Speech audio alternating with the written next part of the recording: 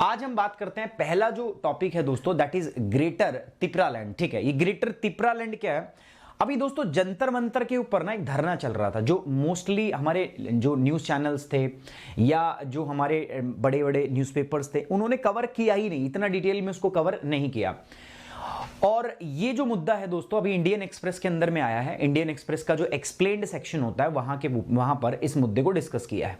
ये मुद्दा है क्या, मैं आपको बताता हूं दोस्तों। ये एक अलग स्टेटहुड की डिमांड है, एक अलग राज्य की डिमांड कर रहे हैं।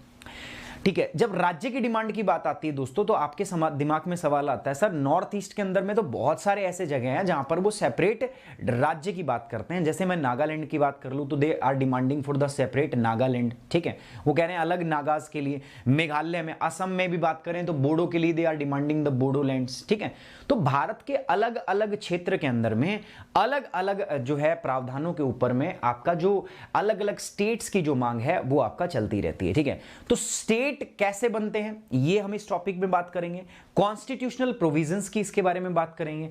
हम बात करेंगे दोस्तों जो स्टेट्स जो है, ये जो डिमांड हो रही है तिपरालैंड की, इसकी हिस्ट्री क्या है ना, इसकी बात करेंगे। मैं बात करूंगा दोस्तों आपका कि सरकार ने अभी तक क्या कदम उठाए हैं इसको रिजॉल्व करने के लिए। सारे मुद्दे इंपॉर्टेंट है, लेकिन यहां से जो लाइमलाइट में मुद्दा आता है दोस्तों, ये तो ठीक है करंट न्यूज है, करंट अफेयर मान लो, ठीक है, या आप करंट अफेयर से इसको ज्यादा भी रख सकते हो, नॉर्थ ईस्ट से रिलेटेड इशू है।